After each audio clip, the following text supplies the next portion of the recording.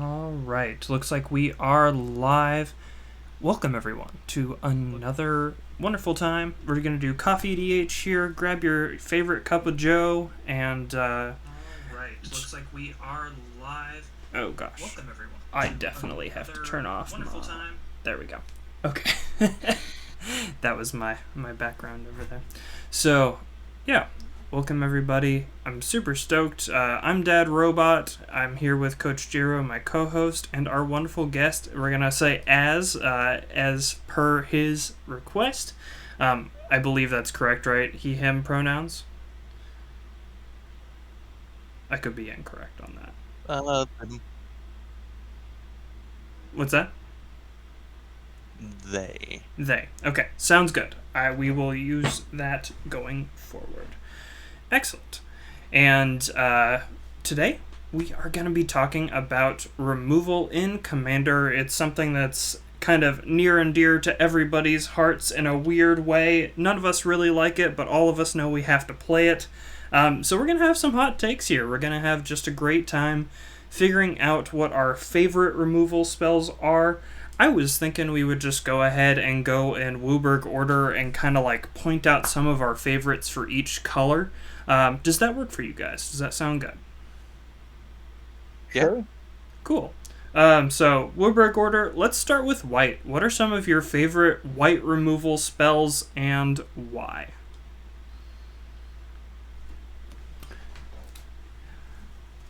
I can actually kick it off here. I don't mind. So I have my entire box of like single target removal spells here because I separate all my cards by categories. And one of the ones that I think is kind of underplayed is Return to Dust, which is a 2/white instant exile target artifact or enchantment. If you cast the spell during your main phase, you may exile up to one other target artifact or enchantment. Something that I'll be talking about quite a bit during this particular podcast is exile is a important part of removal. I think more important than a lot of people give it credit for, because people intend on being able to get things back out of their graveyards. It is a step removed from play if you kind of use the system of like how far is it for me to get this card again and cast it. But at the same time, exile is something that is so important because that means that that person no longer has access to that card. Return to Dust in particular is a 2-for-1 that does this on artifacts or enchantments. And that is one of my favorite white cards. What do you guys think about Return to Dust? Would you play it? Is it a card that's kind of gone out of favor with the community? What do you think? I'd put it in a slightly different category than I think most would. When I'm building decks, I usually have separate category for single target removal and multi-removal. So I would put this in the same category as, say, a Wrath of God, because it's something that goes over the top, answers multiple permanents, and can reset or at least restructure the board in a significant way. Okay. And it's at instant speed too, so that helps a lot. Like, there's instant over sorcery is usually the way to go. Mm-hmm. Yeah. And the ability to have that versatility of like 2-for-1ing if you do it at sorcery speed versus if you really need it in a pinch, you have the 4-cost instant speed version. I think that that's really important to our gameplay. Like when we're looking at removal, a lot of people look first to efficiency, but I'm usually looking toward like versatility. So how many like permanent types or card types does it hit? And how far is it removed from play? So like if you say unsummon, which Jero, you'll have something to say about this for sure. I call that like half a degree of removal because the person still has immediate access to that card, right? You only have to put it back on the stack again. No. No? If you're using unsummon properly, no, they do not have immediate access to it. And usually it takes at least 2 to 3 turns before they're able to get it again. Okay. If you're unsummoning on their turn, Mm-hmm. during their main phase, then you're probably not playing the card well, or you're in a big bind. Otherwise, unsummon should be done on another player's turn, usually later in the turn order, so that they have to wait to get it back out, and by the time they play it again, it's a very different situation. Usually you play an unsummon when they can't just immediately replay the thing. Either everybody gets a turn cycle to recover and to draw something, or you do that at a particular time when you absolutely have to. Like if you do that during combat, then they have to cast it again in the pre-combat main phase, and they don't get it for a combat step. So if you're using unsummon properly, then no, they shouldn't just be able to recast it and be in the same position that they were in before. Yeah, I guess what I mean by that is that you don't have to use an additional card or effect in order to get a hold of that card again, the unsummoned card, or the unsummoned card again. So it's still accessible in a way that if it were in your graveyard, back in your library, or in exile, that would not be the case. You would have to use an additional card or effect. Depends on how you play or build around it, but in my experience, unsummons are actually even more permanent than destroy removal. The amount of times that something unsummoned gets recast in a game is probably between 25 and 30%. And I have cast my share of unsummons. Okay. Yeah. What do you think? Where are we at on degrees of removal? Like how far something is removed from play? Like what's your usual preference? Because exile kind of comes at a premium, right? Like it's expensive for the most part. I usually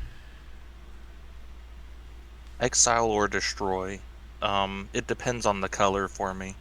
So like in white, I usually do the containment effects,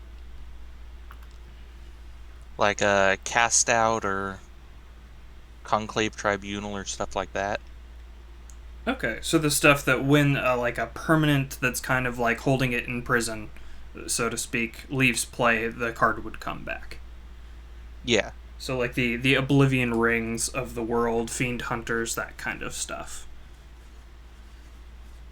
Yeah, those are usually my go-to for white.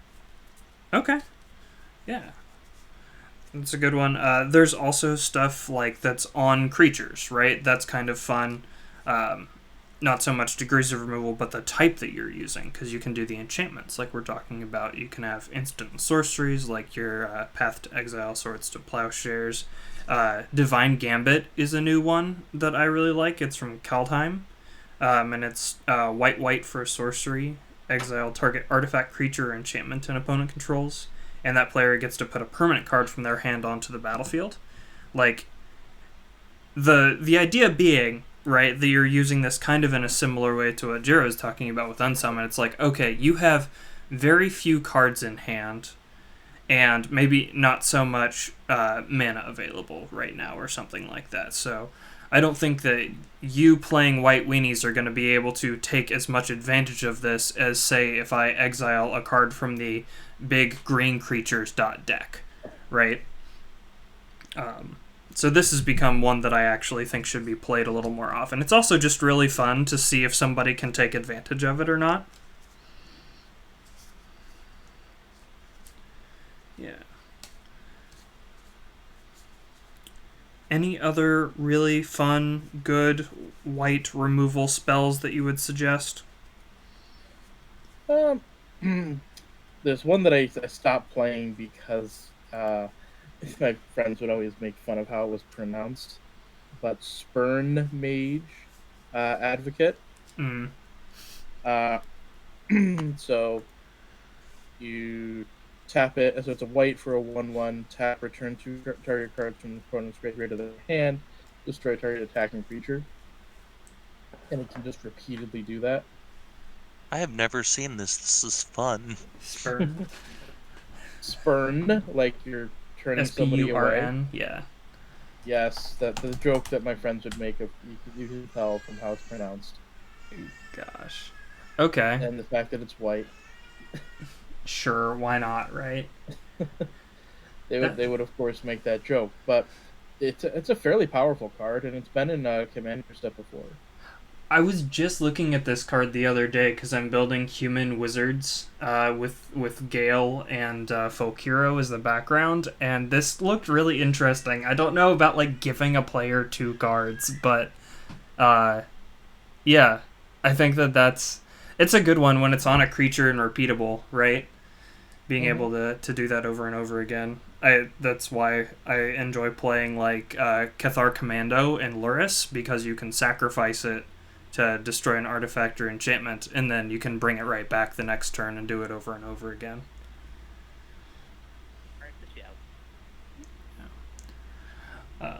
Okay, well, if that is all for white, let's go ahead and go on to blue. This one's always going to be the interesting one, because depending on what you're get into that a little bit. yeah, depending on your definition of actual removal, right? Whether it's for the board or whether it's for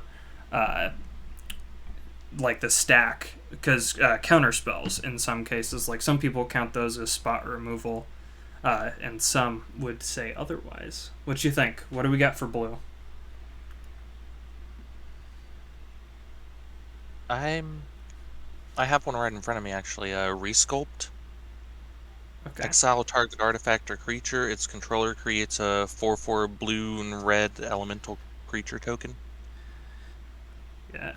Exile creatures in blue. That, and I think Raven Form and Reality Shift are the only ones that directly do that. Is that correct? Am I missing anything there? Actually looking, but Yeah. I don't see anything. I don't quite remember, but I think there are a couple, and I in particular like cards like Raven Form and those in my Gore Moldrak Forced Combat deck, Mm-hmm. because that gets rid of a creature, but it also leaves them with a body that I can then force to attack. Nice. So in that deck, the primary removal is cards like those and Pongify, which destroys rather than exiles, but just another example of something that leaves them with a body. Oh, Curse of the Swine. There's another one. It's the X blue exile X target creatures at sorcery speed. For each creature exiled this way, its controller puts a 2/2 green boar creature token on the battlefield. That's another exile creature in. There aren't a lot of those in blue, right? Most of the time you're interacting with spells on the stack. So you're doing like counter target spell, like creatures, non-creatures, whatever. Yeah, I think when it comes to blue, I think a lot of people are okay with Arcane Denial as a single target removal spell, because it actually kind of replaces the cards for them. Some people would rather have 2 cards in their hand than whatever spell they were about to cast, so that's a good blue removal spell. Yeah, giving people something back, I think, kind of negates a little bit of the political stigma that blue gets a lot of the time. Like, yeah. You do have to be careful a little bit, because there are some players where if they're not playing their own cards, they'll feel like even if you gave them something that that you are the one who's doing the actions and being relevant and not them. Mm.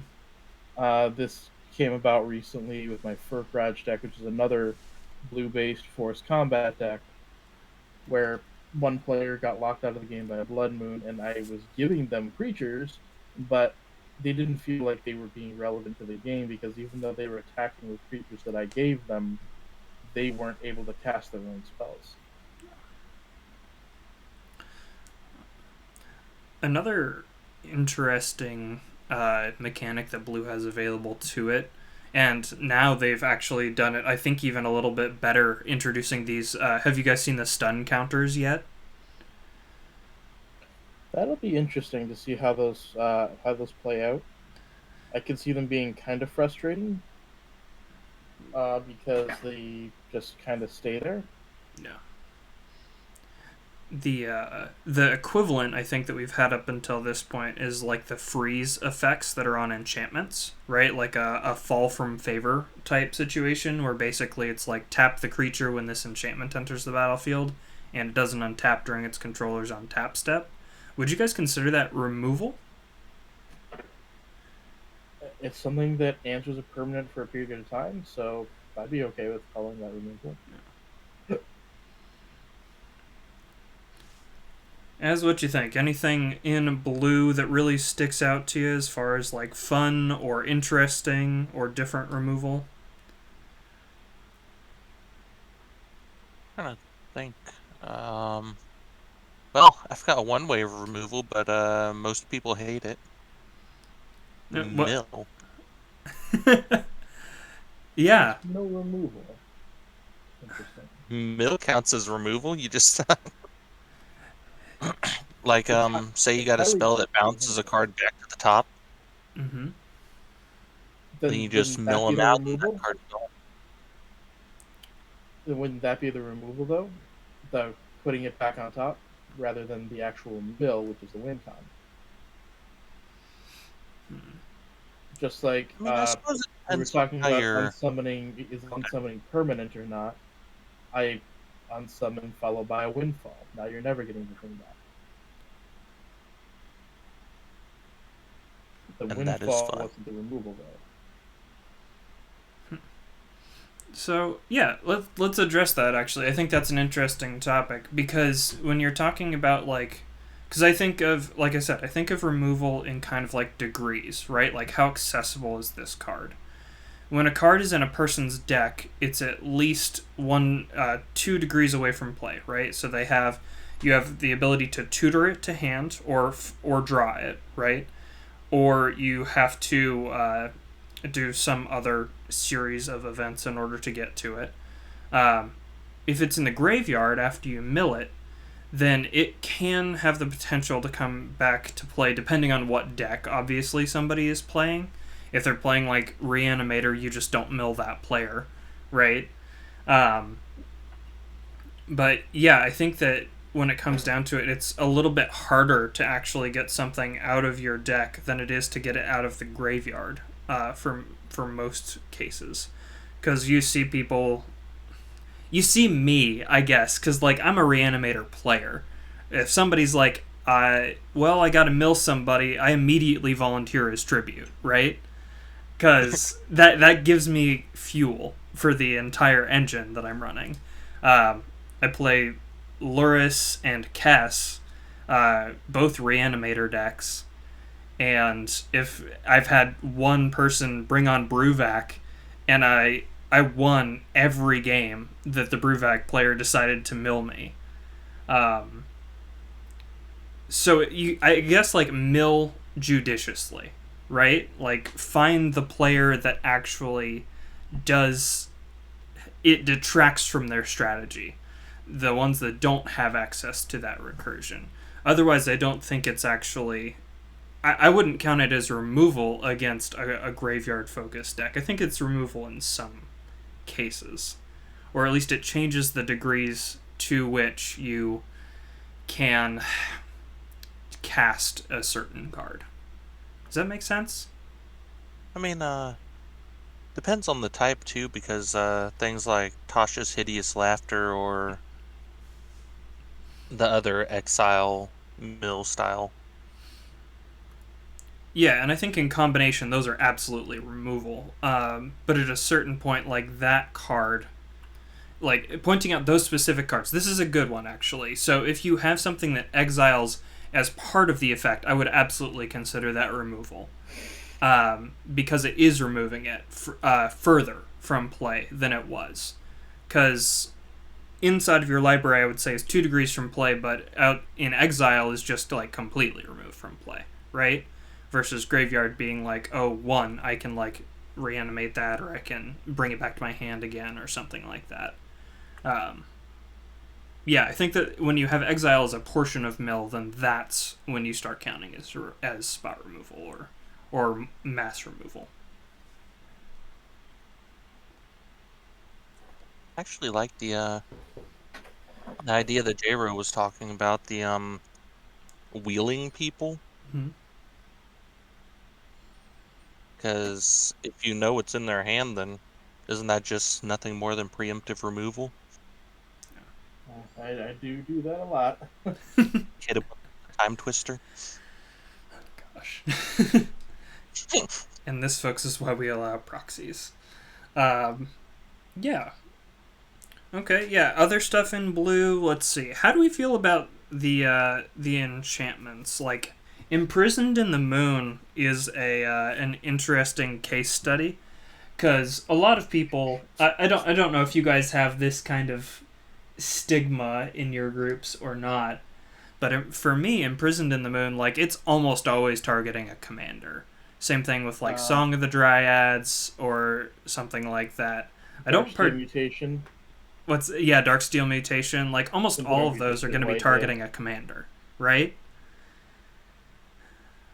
Yeah, that's one of the reasons why I play on summons. Yeah. Because for some people, that's just lights out for them. Yeah. I could use it to protect mine, but I also sometimes that's where I like unsummon as a card so much, is because it can be removable, and if you time it correctly, it can be devastating, or it can just be something that sets somebody back. But it can also be something used politically to help someone in response to something like that, because sometimes that's just lights out for a player.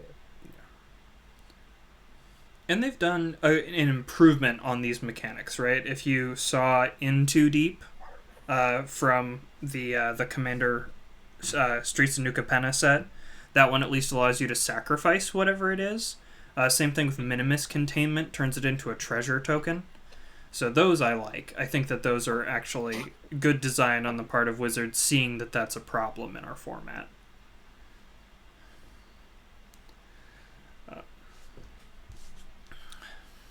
Let's see.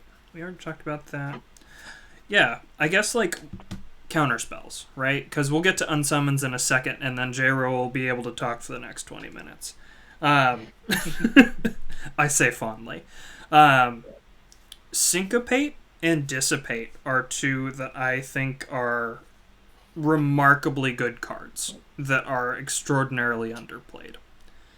And the reason being is because both of those are counter-target spell.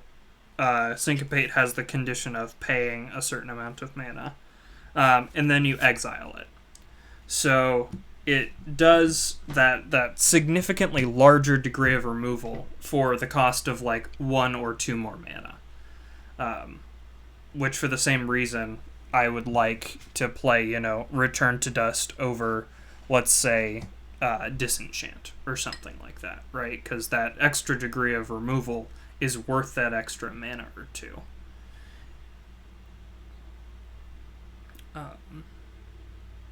Counterspells. Where are we at on counterspells? Are there some that you would say are more or less acceptable in the format? Are there ones that you like better than others? I tend not to play a lot of them, but I like counter spells that can do something separate from countering spells, like modal counter spells. Mm-hmm. I'm trying to look exactly which one that is. There's the 3 mana one that can also just be a card draw spell. Yeah. In general, because I build based on a deck building formula, Mm-hmm. I like it when my cards can do multiple jobs.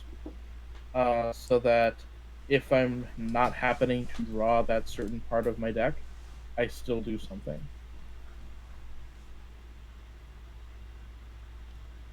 What do you think? Where are we at on counterspells?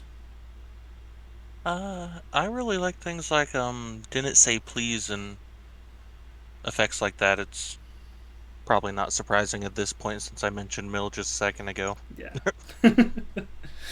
Yeah. Or Narset's Reversal. That's technically a counterspell. Mm-hmm. And a bounce spell, actually. Yeah. I just found a second copy of it, and I'm starting to put it in a couple of places. Well, speaking of bounce spells, let's talk about Remand, which kind of is a good segue into our unsummon cards. Jero, take it from here. You got this. Remand is one of my favorites. Actually, going back to, so I'm a combo player, Mhm. um, and combo is basically how I started playing. Mhm. Um, and so I used to use Remand with like Grape Shot. Grape Shot, put all the copies on the stack, remand my own Grape Shot, put it back on the stack, put more Swarm copies on there. So it's interesting in that it's a counter spell that can also be a win con. Mhm. But I also just like it as a counter spell that removes the feel bad, hits something on the stack rather than something on the field, because sometimes you can't deal with things on the field. And usually you use that when somebody's tapping out for something big that seems kind of scary.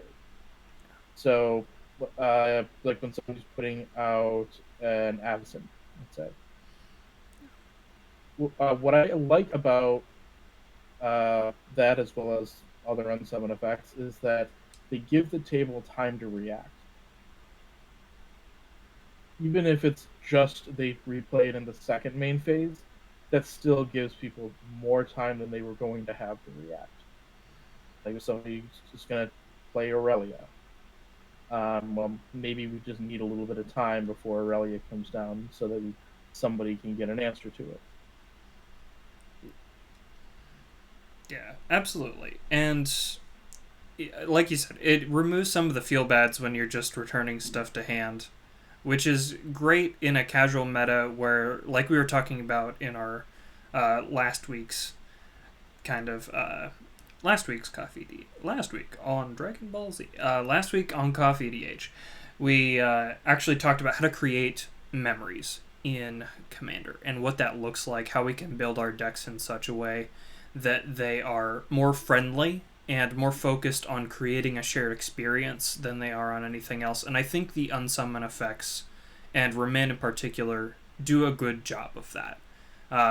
Eliminates the feel bad. People still get to do what they're gonna do, um, and for some reason there is less of a pressure, I think, perceived when you put something back in somebody's hand rather than destroying it, or at least letting it hit the field. Right, is a pretty big deal for a lot of people. Like even if you destroy the creature, once it has hit the field, I think there's a lot less feel bad than say, oh, I need to just counter that. I think there's a pretty big difference psychologically there for some particular reason. I'm sure my buddy Adam could chime in on this. He's a licensed uh, psychologist, but we'll get to that later. For now, unsummons. Uh, Jero, what do you think? I know you like your unsummons. What are some that are maybe not specifically unsummon, because we all know what that one does. But what are some other effects that you run that are similar to that, are fun, that you have found that we could probably put in our decks? So, oddly enough, until recently, I actually went back through and put unsummon into decks, but I had been actually not having the card unsummon in as many decks as I thought I had them in. I run unsummon effects, but not always the card unsummon. So I recently went back and put it into more places because my alpha unsummons were already in use. But an example would be in my I have a Tishana deck. Tishana Maro Tribal is what I call it, because all the creatures are Maros. They have power and toughness equal to the number of cards in hand, including Tishana herself. So in that deck, I don't actually run the card unsummoned. I run Remand, which bounces and draws a card. I run. Uh, is it?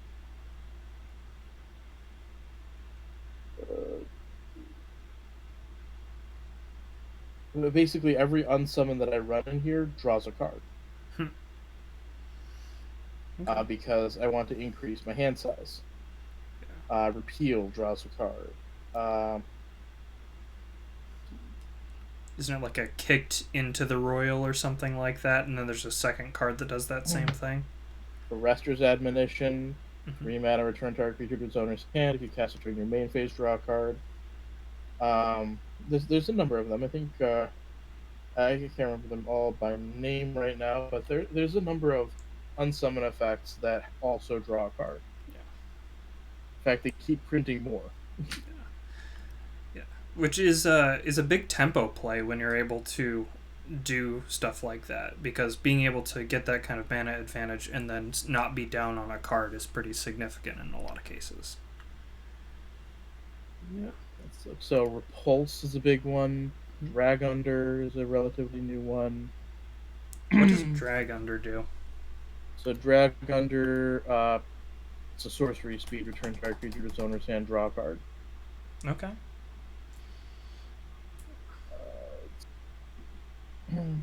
There's Into the Royal, and then Blink of an Eye is a functional reprint. There we go. That's the one that I was thinking of. Yeah, I played those in my Crackling Drake PDH deck, and that was Gale Strike returns a tap creature, draw a card. So that deck has a bunch of return creatures and draw cards because I want to increase my hand size any way I can. Yeah. As, can you think of any unsummon type effects that you play that we may not know about? Oh, let's see. Oh, what is that one?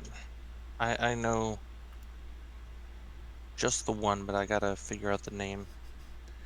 No problem. I'll talk about mine real quick, because I've been harping on this card. As soon as my playgroup adopted Rakdos Charm, this was the next card on my list to get them to adopt it. It's Echoing Truth. It is 1 and a blue to return target non-land permanent and all other permanents that share a name with that permanent to their owner's hand, which just completely foils a token strategy if they can't do like a sacrifice situation. So obviously it's a little bit harder with like treasures, clues, that kind of stuff. But as far as creature tokens are concerned, hey, I ulted the Garruk and made a bunch of 6/6 worms. Well, all of them are back in your hand now. Or in the case of tokens, just kind of evaporated from the game. And token strategies are really popular right now. I don't know if you've been paying attention to the precons, but I've been playing basically Wilhelt is one of the ones that one of my buddies does, which has all the decayed zombies as well as the regular ones, and then in addition to that, you've got the dragon one from Adventures in Forgotten Realm. Like, you're going to see these over and over again, because tokens are an easy win con for them to include in decks and put on commanders without having too much of a feel bad. So Echoing Truth, I think, is my number one for an unsummoned card. And in a pinch, you can use it on something that's just like a single permanent, like we're talking about. It's not limited to a creature, it's just any non-land permanent that's sitting out on the field. As, did you find the one you were looking for? I did. It's a Selective Snare. Okay. What's that one do? X and a blue to return X target creatures of the creature type of your choice to their owner's hand. Okay. I played that a lot during the War of the Spark standard. Mm-hmm. And it's still a favorite that whenever I have an extra copy, I like to play it. Nice. Yeah, because that gives you a little bit more... It kind of qualifies in that same way that when we were talking about Return to Dust, right? Because you can hit multiple permanents with it, or multiple creatures of the same creature type, you said, right? Yeah. Okay. Yeah. Lots of tribal decks running around, too, in general. So that probably would hit a good amount, one way or the other. That's where once we get through WUBRG, another topic we can talk about is just the philosophy of removal. Yeah, absolutely. Because usually people consider removal as something that just slows the game down. Mm-hmm. But it doesn't have to. Well, yeah. Let's go ahead and move on to the next one then. What do you think about black removal spells? The kind of the quintessential destroy target creature color, right? When I'm looking at cards in this one, some that stick out pretty immediately for me, like Doomblade's a classic, but the immediate upgrade to Doomblade for me is Infernal Grasp, which is just destroy target creature, you lose 2 life, 1 in a black at instant speed, right? Which in a life loss deck, maybe something like Greven, that fits in really well because you're wanting to do that in the first place. So it provides a little bit of extra synergy there. Um, let's see. Lethal Scheme is one that just got printed recently, too. Have you guys had an opportunity to play this card, by the way? It's just insane. It's 2 black for an instant with Convoke. So your creatures can help cast the spell. Each creature you tap pays for either colorless or mana of that creature's color. Destroy target creature or planeswalker, and each creature that convoked it connives, which means you don't even have to pay mana for this. You just tap 4 creatures. It's not quite as good as like Deadly Rollick or something like that, which I think is a mistake of a card design, but we won't go there. But yeah, I think Lethal Scheme's actually just really good. Being able to put it in a deck like that focuses on +1/+1 counters, let's say your Rayhan X deck, right? Lethal Scheme, I think, is a really good synergy piece there that still does well at removal. Those are just a couple. You guys have any that are favorites for you? Murderous Rider. Murderous what now? Murderous Rider. Yeah. It's beautiful. It is. So you've got Swift End on one side. This is actually in my stack too, so I'm totally there with you. It's the one that destroys target creature or planeswalker, you lose 2 life. Maybe same thing, throw it in Greven. For just that reason that you lose a couple life off of it. Has instant, it'll go on an adventure in exile, and then you can cast it for 1 black, and it's a lifelink 2/3, and when it dies, you put it on the bottom of your library, so it never really goes away unless you exile it. So having that ability over and over again is proven to be pretty good. And there's some way to go find it. It can be pretty nasty too. Yeah, absolutely.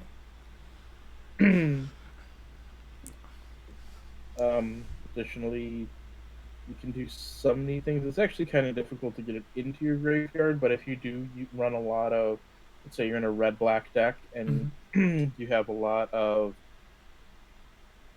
effects that rummage, like Faithless Looting. I just call that rummaging, even though it's technically not, because I think it's looting, not rummaging, but whatever.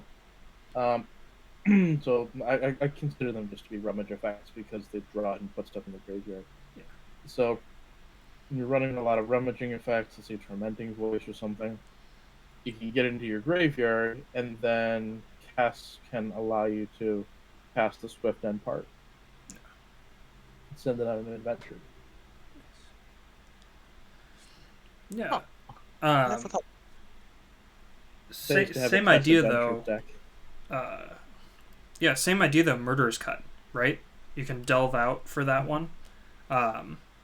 Murderous Cut is actually the one that I was probably going to say, because I like loading. I like incident. I mean, the graveyards are going to get incidentally loaded. As you were about to say something. Oh no! It just it detected my chair. Oh. Let's see here. Other good black cards. Black is one of the best at doing like. Actually, do any others do -/-? Can they get rid of indestructible? It does. Because you've got like. There are ways of getting rid of indestructible creatures, but black is pretty good at getting rid of a lot of them. Yeah. And also with doing things like Black Sun Zenith, getting rid of an entire board, even if they have protection. Yeah. and Deluge in the same breath, right? Mm-hmm. Toxic Deluge. One of the new ones that I really like, it's just a common from, it's one of the new Innistrad sets, but it's Bleed Dry. For 2 black, it's an instant, and it's basically already morbidified Tragic Slip, because its target creature gets -13/-13 until end of turn. But if that creature would die, you exile it instead. So that's an interesting one, because I don't know about you guys, but I really enjoy doing just Tragic Slip in general. Goozling somebody with that particular card, I don't know why, but it feels really classic Magic to me.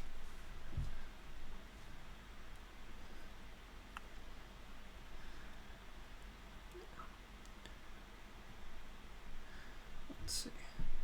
Other black removal spells on a body. Ravenous Chupa Thingy.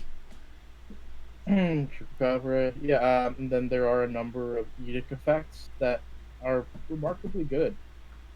Boards tend to have some difficulty going wide quickly. uh, and even the boards that are trying to go wide still try to build big like dragons. Yeah. So if you're able to catch them at the right time, it can make it difficult for the deck or for the board to develop. One of the one of the black spells that I like, or black removal spells, Withering Boon. Just in terms of being able to do things that break the color pie. Yeah. Which, in the same breath as that, like Feed the Swarm, right? Because you can get rid of an enchantment as well. With that particular card. I'm always looking to be able to do things that the color usually can't do. Just because, well, it's important to be able to interact at different speeds and with different timing. Also, because it helps to figure out, okay, what are the limits to what this color can do. Are we going to go into colorless removal as well? We can go ahead and address that, because I think that was where my mind was going as well. Because you're probably going to talk about the 5-drop colorless right now, right? Yeah. Yeah. Because it's one of my favorite cards, and I put it into decks when I know there's going to be difficulty dealing with a particular permanent type. Yeah. Because previously all we had was Scour from Existence, right? The 7-drop instant exile target permanent. And now we have Intro to Annihilation, which is a 5-drop that just lets that player draw a card to replace it. Yeah, and that's an excellent way to shore up colors that have difficulty dealing with permanents that aren't creatures. I think that blue has gotten enough as far as like dealing with creatures at this point that they don't have to worry about it too much, but other permanents like your enchantments in particular, blue's not particularly good at dealing with. So yeah, your Intro to Annihilation is going to be really good in those kind of decks for sure. Yeah, especially if you either don't care about them drawing the card or you actively want them to, like with the new Praetor. So the new Shieldred punishes opponents for drawing cards.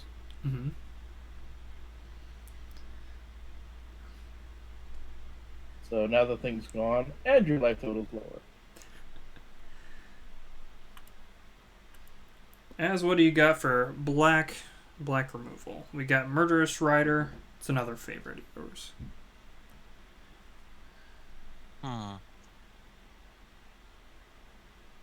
Siphon Flesh is a fun one. Yeah. 5-drop sorcery. Each other player sacrifices a creature, and you create a zombie token for each creature exiled this way. Excellent. And this actually brings up another kind of section, right? Because it's edict type effects, which, Jero, you mentioned, but I actually would like to go into that a little bit further. Because I think that there are now, 5 Fleshbag Marauders? Or similar probably effects? More than that. Yeah? I wouldn't be surprised if it's getting towards 10 now. Okay. Yeah. And those edict type effects, especially the ones that are attached to bodies, are repeatable in a lot of decks. Your classic, Carador, Marin, any of those kind of decks that can consistently recur those things are going to effectively just like shut down some strategies if you're like go tall rather than go wide.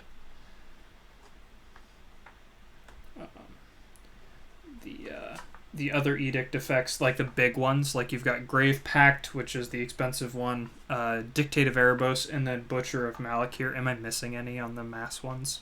I think those are the big three at this juncture. There might be one more that I'm missing, but those I actually count in like aristocrats type builds. I count those as board wipes as well as single target removal, because depending on where I'm at board state wise, like you can just absolutely annihilate somebody with those particular effects in decks. The ones that are on, if there's an edict effect that affects every player, I would count that as I would count that in my multi-removal grouping, the same as say Wrath of God. No. It's not a total board wipe, but it affects everybody, and it deals with multiple cards at the expense of one. So edict effects are good ones. Anything else before we move on to red?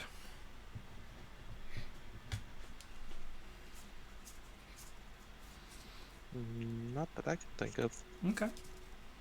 Sounds good. Red removal.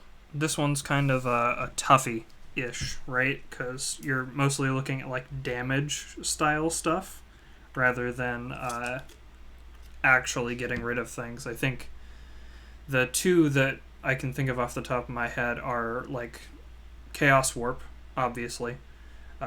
Hits any permanent. And then you got like Wild Magic Surge is the new one that they just printed in Baldur's Gate that kind of does something similar, but it hits the same permanent type. I think there's like some polymorph type effects as well, if I'm not mistaken. I have a Jin deck that uses polymorph effects as the spot removal. Basically, you want this thing gone, your wish is my command. And then I'm looking for mine right now. Transmogrify is one that I have here. So that's a 3 in a red sorcery, exile target creature, and basically it swaps it for a new creature card in the same way as like your Chaos Warp and others do. So you have to hit a creature out of it. I think that's kind of the biggest weakness for red, right? Is that like almost always if it's like removing multiple permanent types or not dealing damage, it's always giving them something else, or at least has the potential to give them something else. Your Tibalt's Trickery kind of stuff, right? Because that's a counter that will hit a permanent one way or the other. Yeah. Red has a hard time. Go ahead. Red has a few ways of bouncing as well. Like Sting Scourger, Leave Dead and Gone is from Planar Chaos. So there's a couple ways to bounce things, and it does have a good amount of wheel effect. So I have a few decks that are built around blue and red bouncing and wheeling. Okay. Yeah, because... Oh, go ahead. I will say it's not good to play those against tribal decks because those will lead to field ads. That's evidenced by when I played one against Hoth, and she got very upset that I bounced all her angels and then wheeled them away. Oh, I milled her once, and then my face got destroyed by angels. I was actually playing a blue-white deck and did that. Bounced the board, wheeled them away. It's kind of that whole, like, hey, look, if I'm going to die, I'm at least going to deserve it type thing, right? Yeah, so there's there's stuff like that. I think that red excels at destroying artifacts is a big one because you've got your like Vandal Blast type effects. Meltdown is another really good one that I need to get a copy of, but I haven't yet because it just keeps going up and up until they reprint it. Um, it was like $5 a couple months ago, and I should have gotten it then. Anyway, a braid is one that I actually really like as far as a spot removal card because I don't know if you've paid but about 50% now of legends have 3 toughness or less at this point. If you do a Scryfall search, it hits almost exactly on the 50% line. Out of about 1,500 legends, about 750 of those get hit by a lightning bolt amount of damage. A little bit disproportionate as far as like the top 100 commanders. They usually have more toughness than that, but I think that I've seen them in the design in more recent sets be like, okay, we're gonna do like the bolt range of commanders now. Like it's not gonna be a ton of these like 5-drops or 0/5s or whatever high toughness cards unless they also have a high mana value. I have noticed that there's been a lot more commanders that are lower mana value, but also slightly lower impact as well, where they're kind of like 3-mana Jace in terms of what they do, like House of Royal Chaser. They help your strategy, but they're not entirely necessary to have out.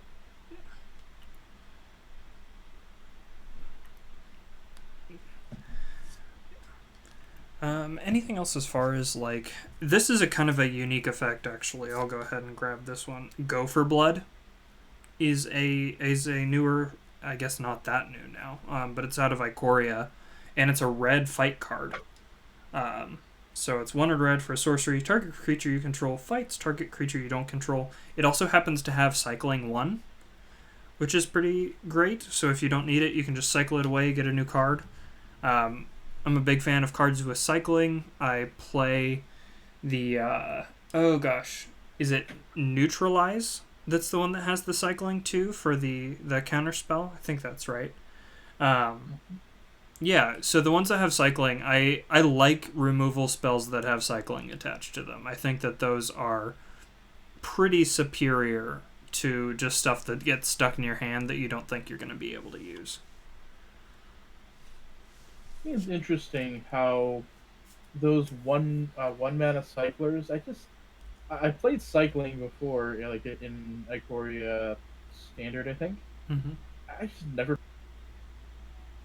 paid attention to what they actually did until I used one of them turns a creature into a 4/4 serpent. I think I didn't pay attention to what it did. I just cycled it away. Yeah. They provide a little more consistency. I think that was the idea when they put them into Ikoria as a set, right? Because like it's a 3-color set, you might be short on a specific color of mana, so we're going to provide some extra cycling in order for you to hit those correct color land drops. And now we in Commander have the benefit of being able to use those exact things for different synergies and stuff like that. Gopher Blood was one that I included in my Crackling Drake deck, just because the ability to cycle it improved its power by a single, amount. Yeah. What do you think? Red removal. What's your favorite? What do we got? Honestly, things like Grape Shot and Fireball. Okay. Could you expand on that a little bit? Like, what situations do you like those over like a standard single target removal? Well, usually when I'm playing red, I'm playing like a WUBRG Grinning Ignis combo. Mm-hmm. And so there's a lot of spells being cast. Sometimes you're actually gaining in mana when you cast the spells.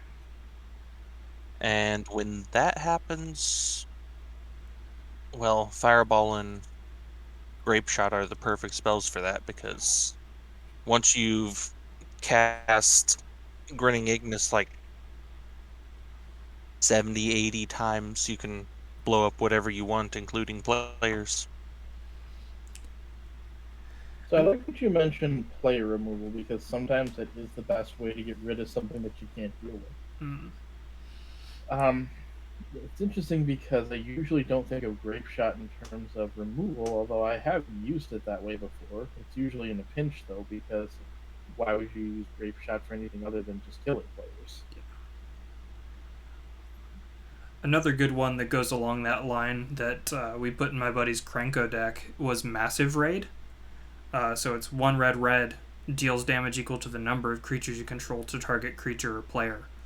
Um, and that is just absolutely backbreaking and will win games in some cases, but otherwise does qualify as spot removal. Because if you've got like 5 or 6 goblins, that generally removes anything in the format, right? Like a 6/6 is pretty substantial in most cases. Like if you're playing at high level, you're not going to be casting 8/8s for the most part.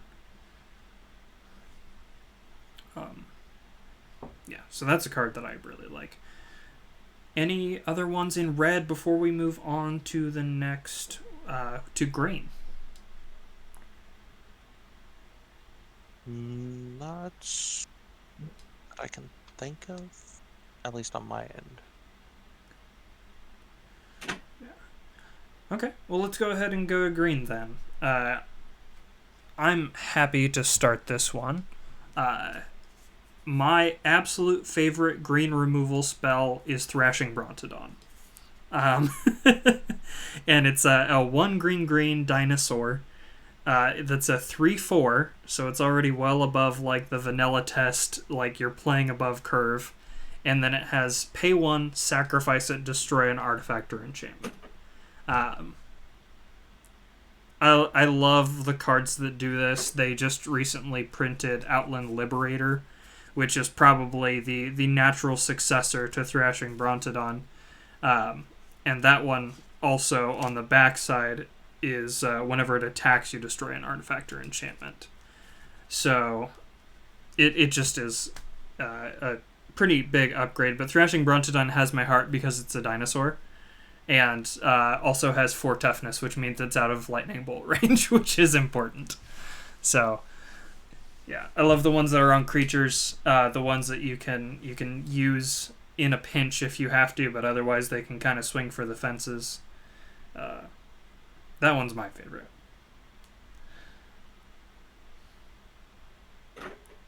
What do you guys think? Where are you at with green removal? So I like Bramble Crush and related effects that destroy non-creature permanents because they just are generally good cards. Mm-hmm. I do also so I like some of that generic removal that just hits anything. Mm-hmm. uh, Beast Within type effects. uh, yeah, I kind of like it more limited, like Bramble Crush. To I think Beast Within is a slight break, especially with the way that Blue has started getting access to that effect as well. And they recently color shifted it into white. So it didn't. So Beast Within didn't necessarily feel green to me, but Bramble Crush does, Hmm. because it hits anything Yeah. that's not a creature, which makes sense because it seems like green would want to preserve creatures.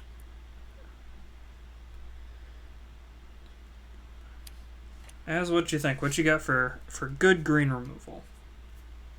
I'm looking for a second one right now, but the first one is Blizzard Brawl. Okay. And what does that card do? 1 green for a snow sorcery. Mm-hmm. Choose target creature you control and target creature you don't control.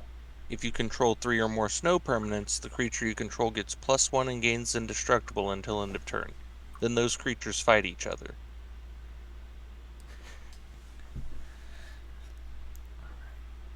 Yeah. And that is just great because chances are you'll probably have a Death Touch creature in green. You might have a Trampler.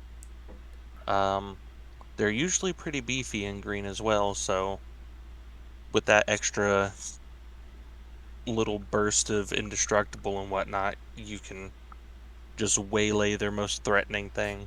Absolutely. Yeah. Maybe get some through on the way. Because we've got some good, like, fight and bite cards now. Fight being that the creatures deal damage to each other, but bite being your creature just deals the damage, right? A couple of fight cards that I really like. Well, the first one's Unnatural Aggression, which was printed back in, I think this is Zendikar. Oh gosh. Zendikar Rising? Is that right? Something like that. Anyway, Unnatural Aggression is 2 and a green for an instant. The spell is devoid, so it doesn't have a color, but obviously we go by color identity, not whether it's devoid or not. Target creature you control fights target creature an opponent controls. If the creature an opponent controls would die, exile it instead. And then they recently did this one, which is really good, and if you have the opportunity to play it, I think that it's worth an include. Bouncer's Beatdown is out of New Capenna. 2 and a green for an instant. Costs 2 less to cast if it targets a black permanent. And it deals X damage to target creature or player where X is the greatest power among creatures you control. If that creature would die, exile it instead. So this actually, Bouncer's Beatdown is the thing doing the damage, and it's just equal to the greatest power among creatures you control.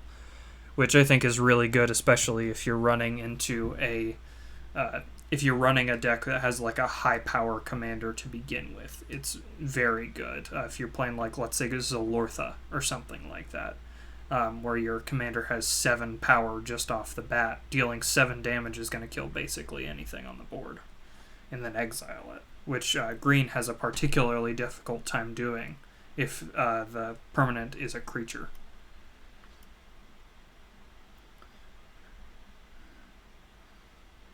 They sure do like removing non-creatures, though, like artifacts and enchantments. Very good at that.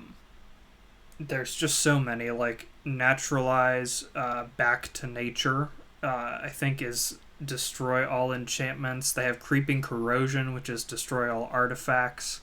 They're just really good at getting rid of artifacts and enchantments, basically, like bringing back, to Jero, your point, Beast Within feels like it's really breaking the color pie because it's one of the few that can remove a creature that doesn't use a creature to do it, right?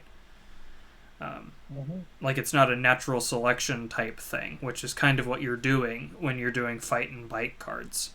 But in the case of Beast Within, it kind of breaks that color pie.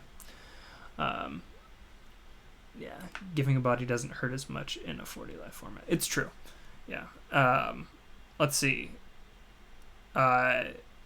We have a question from the audience. What's y'all's take on Reed Duke's take on cards like Beast Within? I don't know. Did you guys get a chance to read that article or anything? I didn't get a chance to read that, no, but I saw what people were saying about it, and Yeah. honestly, yeah. In like standard and modern, it's more of a concern than it is in Commander, because giving someone a small body with no effects on it really doesn't matter, unless like say you're giving an angel deck a 4/4 flying angel. That's a problem. Yeah. You're not running. You're not playing Angelic Ascension. And using it on the player that has the angel synergies. You're probably using that on a different player. Yeah, I think that, because I did get a chance to read the article, and I think that coming from a more competitive mindset, and the reason he wrote it was because he had the opportunity to coach that player who played against Post Malone. And so he got a little bit more into Commander and at least understanding what was going on there. I think that coming from a competitive mindset, and this is personal experience as well as just speculation on his part, or on my part about where he's coming from, is coming from a competitive mindset. Giving your opponents anything is objectively incorrect. No matter what it is, it's hard even to run something like, say, there's that new offer you can't refuse. Basically, is the mana equivalent of something like a cancel, right? Because technically, it costs you 3 mana to do that. Because there's the 1 mana that it costs you to cast the spell, but it's also the 2 that you've given your opponent. So really, you ended up paying 3 mana for that card. It just wasn't out of your pocket, so to speak, right? It's on loan, if you will. So when you're talking about removal in the sense of like giving your opponent stuff, I think that's where he's coming from. But as far as a commander format, I'm really with you on this, as that giving somebody a 3/3 is not as bad as letting them have their Gaia's Cradle, Sarah's Sanctum, those kind of like big heavy hitters. I mean, you should hold it, absolutely, until there is something that is worth using a Beast Within on, something that is probably going to win your opponent the game. But yeah, I don't think it's a problem to be running them in Commander at all.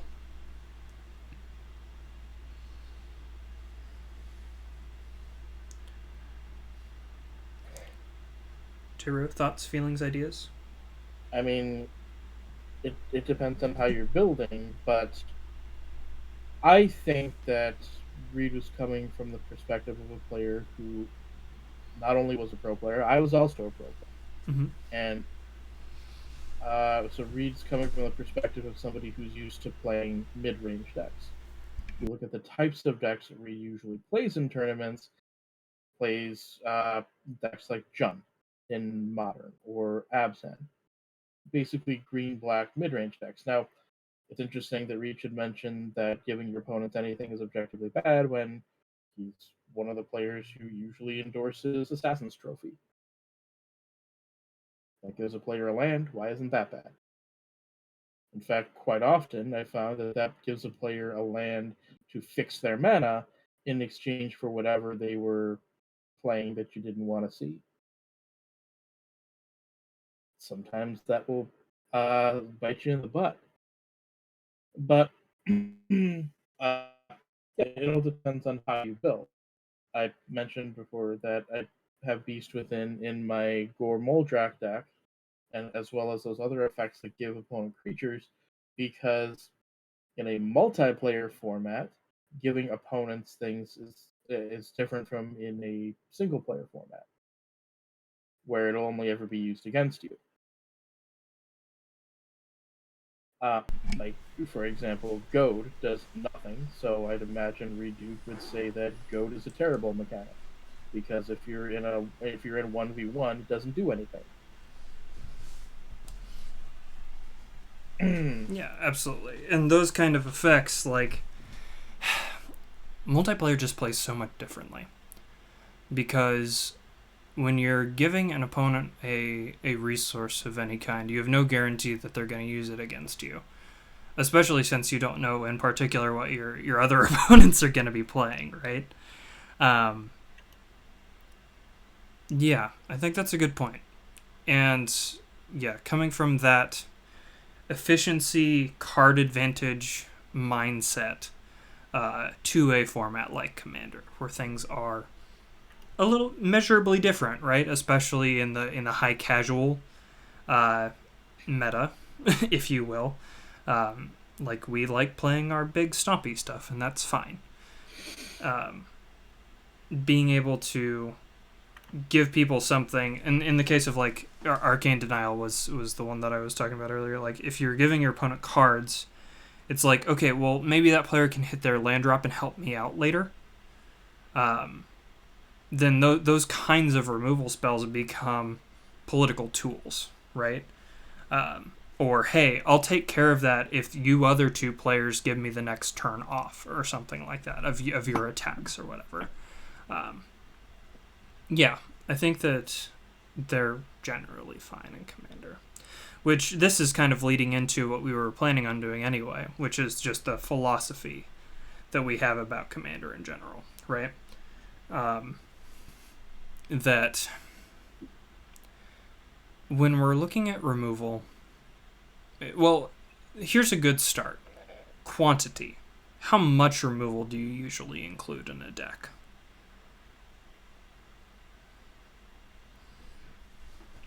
Depends on like how how hard you want your deck to go. Mm-hmm. Because like, say you're more close to the top end, Mm-hmm. you definitely want a ton. Like, I'm looking at a deck list that I have in progress right now. I've got some pieces coming in for it, which I don't know when they're arriving. I actually traded someone for them. Yeah. And this particular list has at least 12 to 15 pieces, I think, of Okay. removal, Yeah. with ways to make it it's an Angelo deck, so it's going to remove a whole lot more than 12 to 15 cards with those pieces of removal. Okay. Is that pretty standard for you? Is that because like there's a lot of people that use a specific deck building template. Jera is going to talk about his in a second, probably. I'm going to take a not so wild guess here, um, but yeah, I think that classically, or at least like Command Zone's a big creator. They have a big influence on the Commander community, and their current deck building template is 12 pieces of spot removal.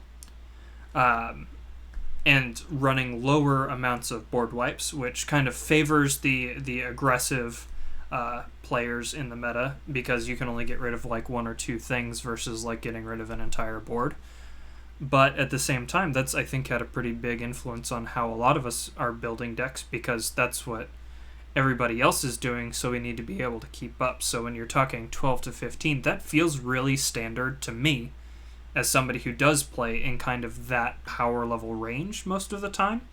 Um, my group is actually having to pull ourselves backward from that in order to have a more enjoyable play experience because keeping track of the stack is sometimes really difficult for us. The amount of removal, counterspells, everything like that. I think that at a certain point it's hard to remain social, which is, again, philosophy of removal here for me, is removal that makes sense. I generally will include as much as I feel is necessary for the archetype that I'm running, be that aggro, mid-range, controller combo, and the types that actually fit into that specific like meta archetype. Jero, go ahead and do your deck building template. Tell us a little bit about it. Where are we at on removal with that? So I give 10 spots to single target removal and 10 spots to multi-target removal. Okay. One of the interesting things I would add in is that anti-removal can also be considered removal Mm-hmm. because it answers one for one a card from an opponent, or it answers one to many a card from an opponent, and allows you to continue as you were, especially if there was an effect that was going to be universal. So, a card like uh,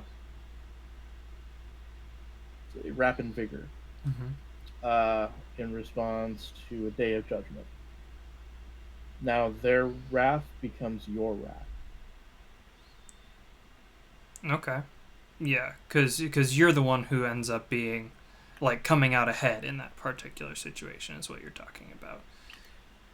It's almost like you played the wrath and were able to deal with it better because you had a card to deal with it. Okay. So it allows you to continue being aggressive. If you're an aggressive deck, I would not play universal wraths. I would play wraths that you can use to continue being aggressive. Um, I used to have a very aggressive mono blue deck that used it was washout, I believe, to bounce all, and I would just name a color that wasn't blue and keep attacking. whatever color it was that somebody could block with. Like if I was playing against the Miriam deck, the Miriam Dragons deck, I'd probably just say red.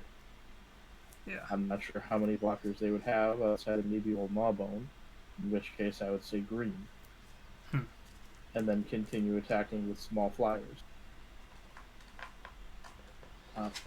So playing removal that you are designed to dodge, or playing removal or playing anti-removal cards so that you can dodge opponent's removal are something that I would strongly recommend, so that removal doesn't slow the game down. It allows you to pivot from defensive to offensive.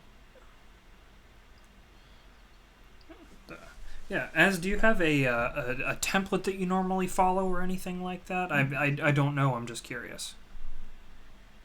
Honestly, it just depends on what deck I'm playing, because like certain decks I want a ton of removal.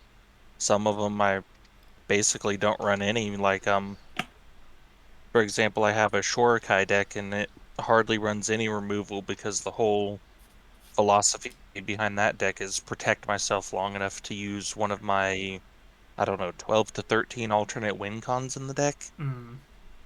But what are the cards that you use to protect yourself? Things like Settle the Wreckage, stuff like that. That's not removal? I mean, I actually usually more use it more as ramp because Shorikai makes a ton of tokens, and then I can attack with the tokens and just exile my own tokens to get my lands out. If you're in blue and white and you said that you use cards to protect yourself, do you use, like, say, Ghostly Prison? Actually, I've got the deck right here. I can pull that Propaganda up. and such? Yeah. I'm pretty sure I don't use propaganda.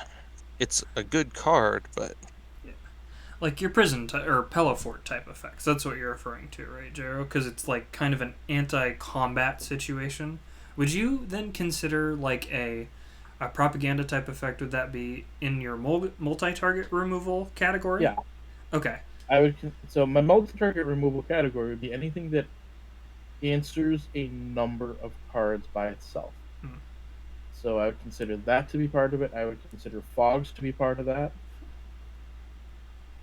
because you have a number of cards answered by one. Yeah. It's kind of the same thing as using, say, sleep, putting them all and tapping them all and such. oh, I do have a Ghostly Prison in there actually. And then So like that was my response to hearing protection. So I would consider Ghostly Prison to be similar to playing a Wrath, except it doesn't kill the creatures. It makes it so they're not attacking you. So it removes some of their functionality. Damping Sphere is a good way to slow people down too. Yeah. And that's an interesting change of mindset. Cards like Propaganda, Ghostly Prison, Ensnaring Bridge, Silent Arbiter, stuff like that, becoming multi-target removal rather than just a what used to be classified, I guess, as an enabler, so that would cover a weakness in your deck, and that was, I think, on the like years ago. It was the command zone template had enablers and enhancers, so things that basically covered a weakness in your deck were enablers, and things that made basically what your deck does better would be the enhancers instead. And classifying those differently, I think, is a big mindset change for me. Not that I wouldn't do it. I just think that it would definitely take some serious consideration to be like, okay, because when I think of removal, I'm like, okay, well, it's going to take something out of play. Because what we're talking about right now is taking, like, let's say you are playing Heroic Intervention, right? That effectively is going to be a counterspell for a board wipe. right? And that's what you're referring to, right, Jero? Is like kind of that being a counterspell to a board wipe, or even targeted removal if you really want to get like if you're being targeted with multi-target like removal style. If well, you're answering one card with one card in that case, so I would consider like a counter spell to be single target removal because it only gets rid of the one card. Okay. As opposed to Rapid Vigor in response to Day of Judgment, which everything that gets blown up is something that you were okay with having blown up. Mm-hmm. So they get a 1 for whatever, but you also get a 1 for whatever. I'm just thinking of how to put that into because my whole thing is quantifying everything, right? Trying to figure out exactly like what makes our favorite game tick. That's kind of my deal. Commander Quantified is my channel. And how do you, in the deck building process, how do you do that? Like, how do you equate those to certain things like single target removal at that point, rather than something that is an enabler? I think that is a very large shift from, hey, you've got I'm affecting things on your side of the board rather than you're not affecting things on my side of the board, right? Mm-hmm. Yeah. So, well, the question is, okay, how do I deal with a wide board? Mm-hmm. Some decks deal with a wide board by shrinking it, by destroying everything. Some decks deal with a wide board by fogging it down. Some decks deal with a wide board by putting sanctions on creatures for doing things. Some decks deal with the wide board by uh, letting other people deal with it, but playing certain cards so that they can deal with it better, Mm-hmm. especially given how popular certain effects are. So I have a Siona deck, which is auras. So that deck has 10 Umbras. It's the totem armors. If the creature would die, remove the totem armor instead.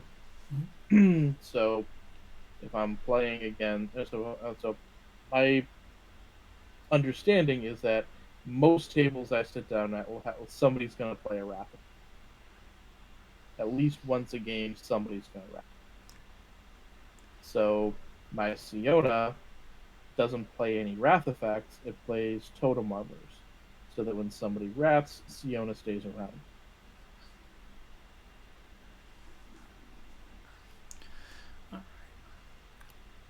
Well, we're getting to the end of our time here. Is there anything that you guys would want to address as far as philosophy of removal that we haven't talked about yet?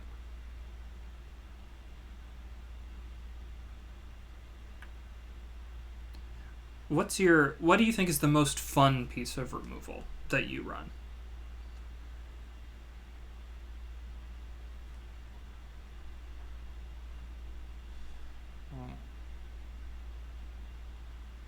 I don't run it because I don't have one, but something I actually consider removal in the way that J-Ro mentioned earlier, player removal, Strixhaven Stadium. Ooh, like that. That'd be a lot of fun. Yes. WinCon on a mana rock. You gotta love that. My heart goes out to Chaos Warp every time. I just love the moment of like, I have no idea what you're gonna get, but hopefully it's not as good as this thing that I'm warping right now. Those moments of suspense are something that I really live for in Commander. I really love playing red. I think that I'm honestly a pretty red player in general. And yeah, Chaos Warp for me is like the pinnacle of removal. I do enjoy it. Unsummon for me, I'm going to talk about it. Mm-hmm. But for me, it's both removal and anti-removal because you can use it to protect things as well as to set things back. One of the things I'm thinking of doing, and I haven't quite looked too far into this yet, but building a deck that is designed around putting cards back on top of libraries. Um, it seems like an interesting way to play. Okay. Um, I mean, it just seems neat to me the idea of instead of unsummoning to the hand, unsummoning to the top or a couple cards down in the library. One of the cards that I saw play for a while and just hasn't since is is a white X card that puts target. I think it's a creature below the top X cards. Mm. That's one that I kind of think is neat. Both white and blue have that effect, so I'll have to see if there's a white and blue commander that I'd be interested for it. I know Maybe I could bring Xanathar back is my Raven. particularly good for that because it plays off of the top of your opponent's decks. So Hmm. that's an interesting Maybe. one if you were looking for a commander that does that. Yeah. With that, I think we're gonna call this to a close here. As where can people find you if they are looking for you? Squirthulu on Twitter and on itch.io. J-Ro? Uh, at coach underscore J underscore RO on Twitter. I have my own Twitch at twitch.tv backslash unsummoned skull, YouTube at bit.ly backslash unsummoned skull, and I run the school symbol Discord server. So, yeah, and that's a great Discord server if you want to get in a game or ask any questions. The people on there are really helpful. This is from personal experience. So I'll vouch for Jero. It's a great server. He's done a really good job at cultivating a healthy and at least conversational community. So, and then you can find me at CQ Crunch, obviously here and also on Twitter. And then under Commander Quantified, I have a Discord server under that, as well as my channel over on YouTube, which this video will be posted over there on Monday. Thank you both so much for showing up. Thank you everybody else for hanging out with us. I hope you really enjoyed it. And yeah, enjoyed your coffee and some talk about removal. We'll catch you next week.